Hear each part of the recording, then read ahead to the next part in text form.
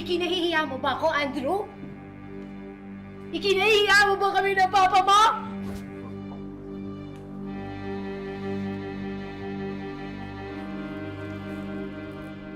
Tuluyan ang nalubog sa kalungkutan si Francia.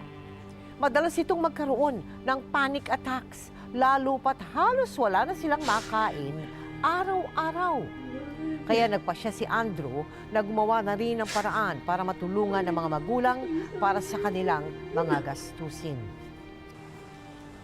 O ano, Abet? Kamusta yung bentahan ng ice candy mo? Eto kuya, nakarami ako ng benta.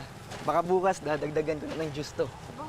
Ayos yan. O, tabi mo na yung kinita mo para may pang-project ka sa science. Opo. Ikaw, Bunso. Ano, kuya, ano po eh, wala pong bumili.